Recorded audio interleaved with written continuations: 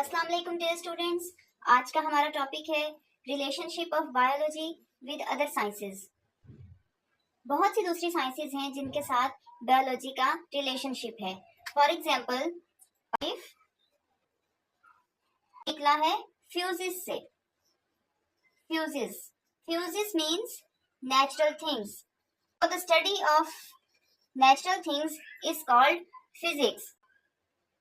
Natural things कौन सी हैं? For example mountains, earth, moon and trees, ये सब नेचुरल थिंग्स हैं। इन नेचुरल थिंग्स की मूवमेंट और बैलेंस को हम फिजिक्स में स्टडीज करते हैं। According to physics laws and principles इन नेचुरल थिंग्स की, फॉर एग्जाम्पल माउंटेन्स किस तरह बैलेंस है अर्थ के ऊपर, या अर्थ किस तरह मूव करती है, फ्रूट्स जो हैं, फल दरख्तों से किस तरह गिरते हैं, कैसे गिरते हैं, उनकी जो मूवमेंट है वो सब है according to the rules and principles and laws of the physics. अब फिजिक्स के इन्हीं रूल्स और लॉज को अगर हम लाइफ पे अप्लाई करें, बायो पे अप्लाई करें, तो आप देखेंगे कि एनिमल्स और ह्यूमंस के जो लिम्स हैं, हैंड्स एंड फिंगर्स, वो किस तरह मूव करती हैं।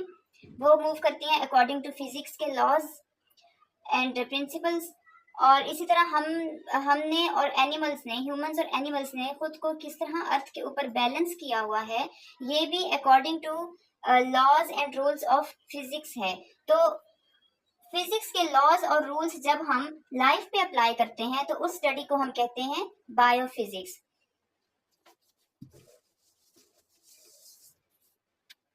Next branch is biochemistry. What is the relation of bio with the chemistry? Again, bio means life and chemistry is the study of chemicals and chemical reactions. Living organisms के अंदर जब chemicals होंगे या उनका chemical reactions होगा, उस study को हम कहेंगे बायोकेमिस्ट्री। फॉर एग्जांपल प्लांट्स में जो फोटोसिंथेसिस का प्रोसेस है, अपनी फूड खुद तैयार करने का जो प्रोसेस है, वो फूड के जो सोर्सेज हैं वो तो नेचुरल सोर्सेज हैं, एयर, हीट, सनलाइट, वाटर। लेकिन ये जब एयर, वाटर और सनलाइट प्लांट अपने अंदर एब्जॉर्ब करता है तो उसके अंदर फिर केमिकल रिएक्शन होता है। उस केमिकल रिएक्शन के रिजल्ट में प्लांट अपनी फूड बनाता है, खुद फूड तैयार करता है अपनी। तो केमिकल रिएक्शन हो रहा है, लेकिन कहाँ हो रहा है? लिविंग ऑर्गेनिज्म के अंदर, प्लांट के अंदर। तो इस तरह इस स्टडी को हम कहेंगे बायोकेमिस्ट्री। सेम इसी तरह जो हमारा निज़ाम इंहज़ाम है, डाइजेस्टिव सिस्टम है, उसमें हम जब फूड खाते हैं, खाना खाते हैं, तो फूड हमारे अंदर जब फूड पार्टिकल जाते हैं वो तोड़ फोड़ का शिकार होते हैं। उसके बाद उनमें केमिकल रिएक्शन होता है, उसके बाद हमारा खाना हजम होता है। केमिकल रिएक्शन लिविंग ऑर्गेनिज्म के अंदर हो रहा है, एनिमल के अंदर हो रहा है, तो इस तरह हम इसको कहेंगे biochemistry. Chemical reaction in the life inside the living organism. Next branch is biostatistics.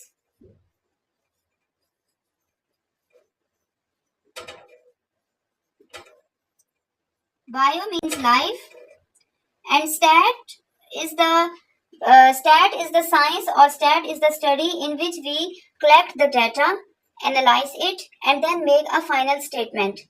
ऐसी स्टडी को जिसमें हम पहले डाटा कलेक्ट करते हैं, उसको एनालाइज करते हैं, उसके बाद एक फाइनल स्टेटमेंट तैयार करते हैं।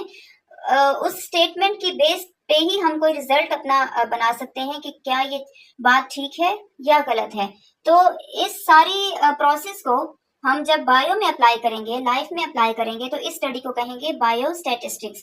फॉर एग्जांपल हमें जब किसी चीज के बारे में रिसर्च करनी होती है तो हम पहले ऑब्जर्वेशन करते हैं, ऑब्जर्व करते हैं, डाटा कलेक्ट करते हैं, उसके बाद उसके ऊपर एक्सपेरिमेंट करते हैं, एक्सपेरिमेंट करने के बाद ही हम कोई रिजल्ट तैयार करते हैं।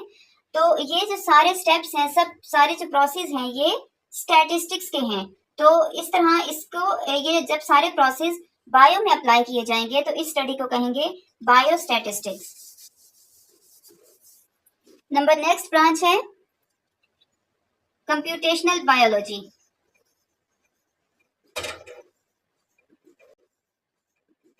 कंप्यूटेशनल बायोलॉजी रिलेट करती है बायोस्टैटिस्टिक्स से।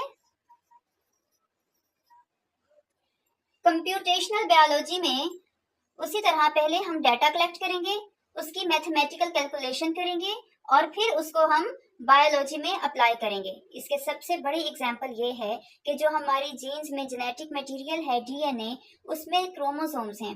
अब क्रोमोसोम्स के नंबर्स होते हैं, क्रोमोसोम्स के डिफरेंट नंबर्स होते हैं।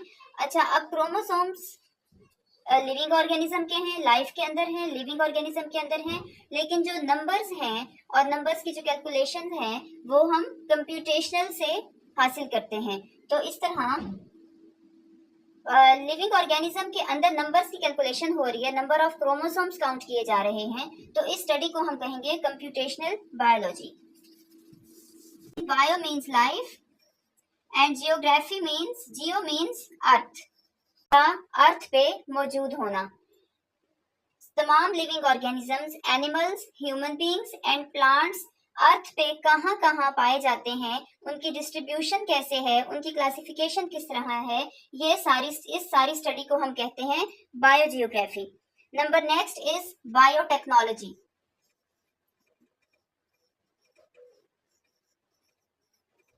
बायोटेक्नोलॉजी में again bio means life and word technology is technique और साइंस। बायोटेक्नोलॉजी वो ब्रांच है जिसमें हम किसी भी साइंस को या टेक्निक को जिंदगी बचाने के लिए, लाइफ को इंक्रीज करने के लिए, लाइफ के फायदे के लिए यूज करते हैं। इस स्टडी को बायोटेक्नोलॉजी का नाम दिया जाता है।